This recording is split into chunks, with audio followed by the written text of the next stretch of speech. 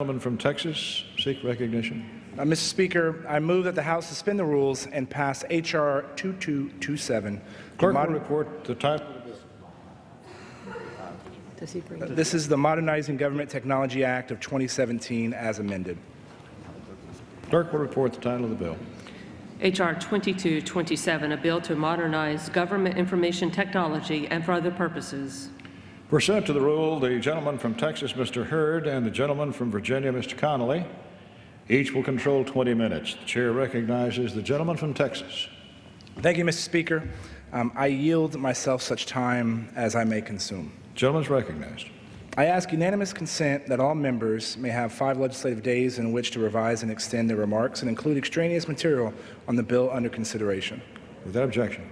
Mr. Speaker, I rise today in support of my bill, H.R. 2227, the Modernizing Government Technology Act, or the MGT Act. Each year, the federal government spends over $80 billion a year on information technology, with nearly 75% of that directed just towards operating and maintaining existing IT systems. Couple this with innovation and management strategies that are decades behind the private sector when it comes to IT, and the increasing cost of maintaining these aging and insecure systems, this is unsustainable. These systems pose increasing operational and security risks for the federal government, as we saw with the devastating OPM data breach, which impacted 23 million people.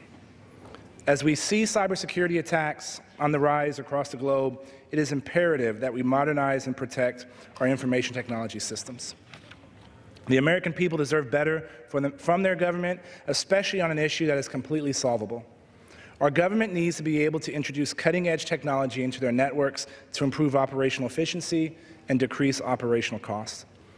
This bipartisan IT reform package is designed to reduce wasteful IT spending and strengthen information security by accelerating the federal government's transition to modern technology like cloud computing.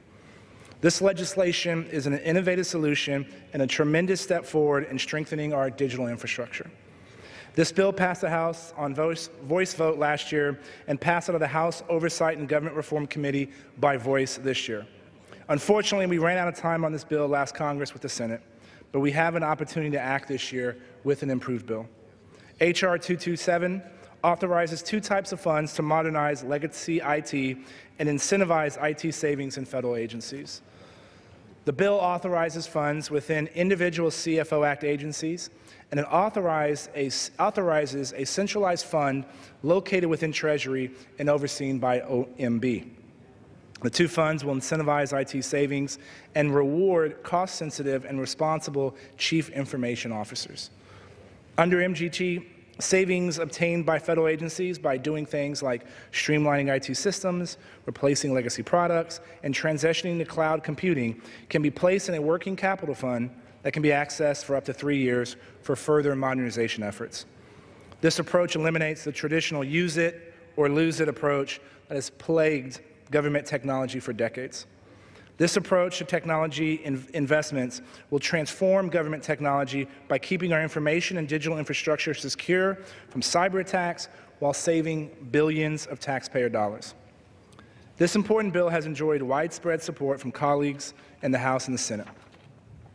I'd like to thank my ranking member, Ms. Kelly, my friend from Illinois, for her support on this. I'd like to thank the gentleman from the Commonwealth of Virginia, Mr. Connolly, for all he has done, and especially Chairman Chaffetz and Ranking Member Cummings for their support. And the Majority Leader, Kevin McCarthy, and the Minority Leader, Minority Whip, Mr. Steny Hoyer, have been vital to the success of getting this bill moving forward. All of these other members who have provided support and leadership for the MGT, I'd like to thank them as well. And Mr. Speaker, I'd like to ask unanimous consent that letters of support from a number of industry and trade groups in support of this bill be recorded for the record. Without objection. And I also would like to urge my colleagues to support this bill, and I reserve the balance of my time. Gentleman reserves